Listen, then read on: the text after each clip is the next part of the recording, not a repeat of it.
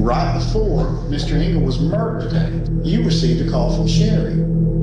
A few minutes later after that, you made a call to Sherry. What do you want to know? I want to know why you killed him, first of all. Who did? All right, welcome back to Interrogation Chamber. We have a very unsettling story to dive in with you today. What started as a missing persons case quickly became a homicide investigation.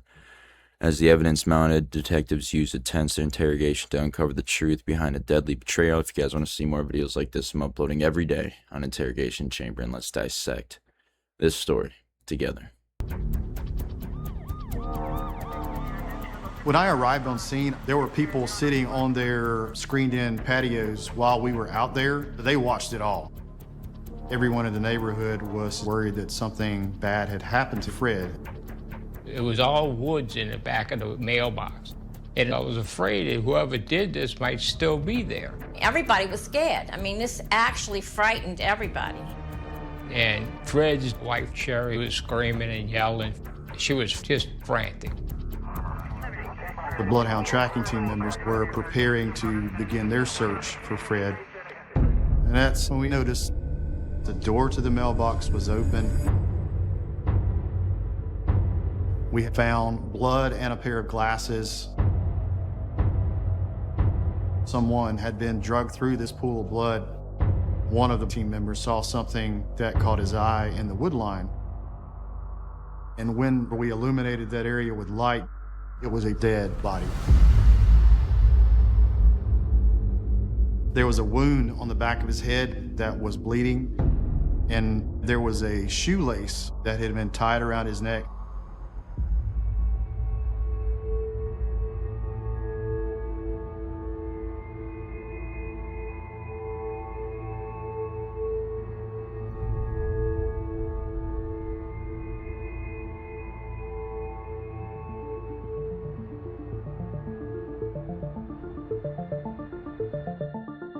I had found a block of phone calls and text messages between Sherry and a 502 area code, which came back to the Kentucky area.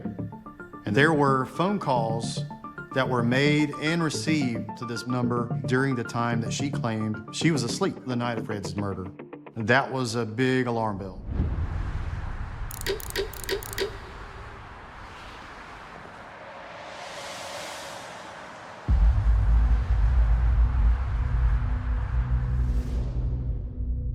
I also had cellular data that showed Timmy Rogers' cell phone leaving a hotel in Myrtle Beach, traveling to the crime scene, traveling back to Kentucky at the exact same time that Sherry Engel decided to return back to Kentucky.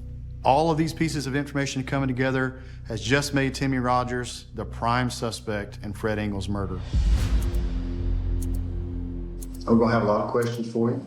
Okay. We're going to try to treat you with respect, and we hope you'll do the same thing. And I'm just a little bit slow on my answers for things. I've had a lot of stuff lately. I went through a divorce and everything like that. I haven't got through all that, so I'm going to try to answer as good as I can. Okay. You ever been to Myrtle Beach before? Yes. When'd you been there? Well, actually, Sherry was helping me. She said there were plenty of jobs and stuff down there, so I went down there for a while and applied for jobs. What kind of relationship you guys have? She helps a lot, you know. She just talks to me when I get depressed and stuff, you know, from things. You ever stayed at her house? Why not? No. If she's a good friend, why couldn't you stay with her? Because she was married. When I asked him why he didn't stay with Sherry, I made a note. It seemed to panic Timmy. I even leaned forward to see if he could figure out exactly what I was writing down. How often you talk with Sherry on her cell phone and stuff? Oh gosh, just about once a day. You guys kind of developed a relationship, friendship, really close? Yeah, real close. Has it gone anything beyond that? No, gosh, no. You should. But, yeah, but she's been there for me all the time. I mean, she's been kind of my angel, you know. That's the way I always told her. I always looked at her as my guardian angel. Why do you think that is? Because she introduced me to the Bible and everything and learning the truth. At this point, I had been conversational. I had tried to be his friend, and that hadn't gotten very good results. So now's the time to turn up the heat. Right before Mr. Engel was murdered, you received a call from Sherry. A few minutes later after that, you made a call to Sherry. What do you want to know? I want to know why you killed her, first of all. Who did? As meek and mild as he may have been, he stuck to his story like a champ. He would not come off of it.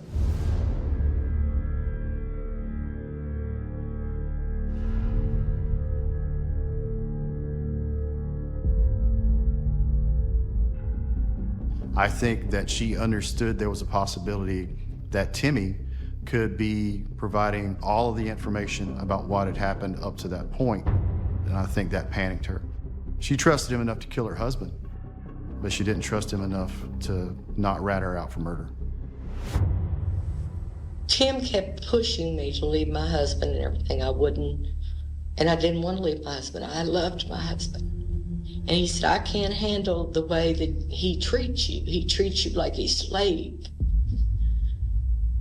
So he kept on, and I kept sort of pushing him away, and trying to see him less and talk to him less and telling him, you know, it's not the right thing to do. He just got me to the point that I just broke. I said, well, just go ahead and do it if you're going to do it.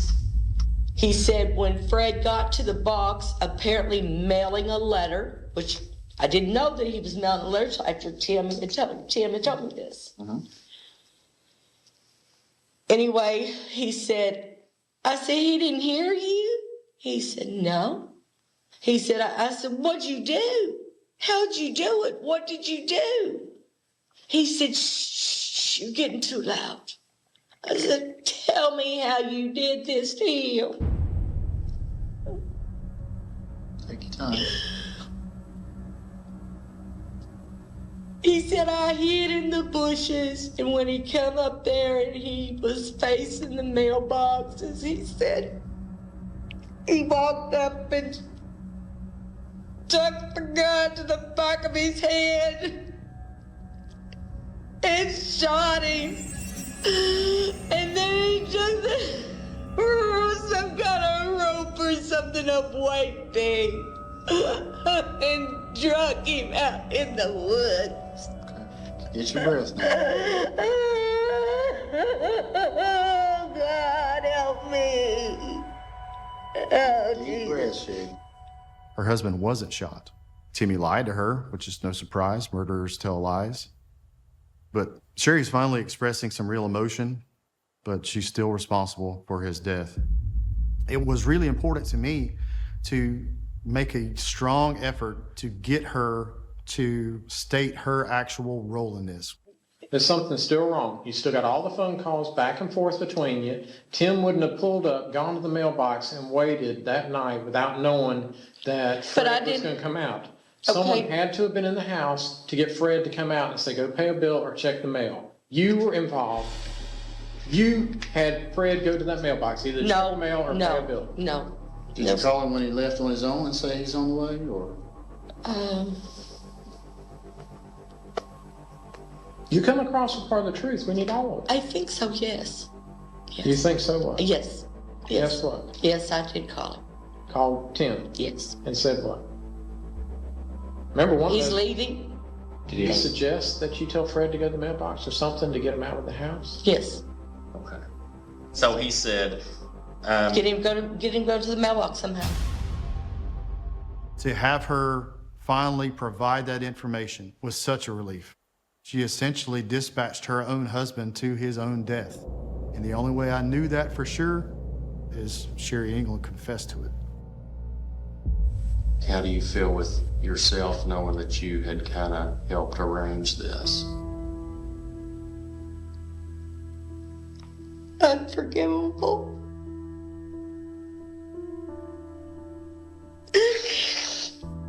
Unforgivable.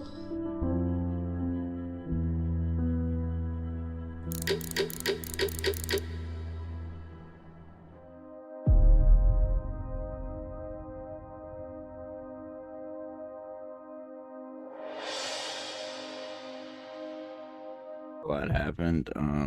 She set up her husband to die a bad death. I was talking to the guy on the side. But if you guys want to see more videos like this, I'm uploading every day on Interrogation Chamber. You can like, share, comment, and subscribe to Interrogation Chamber, and I'll check you guys in the next one.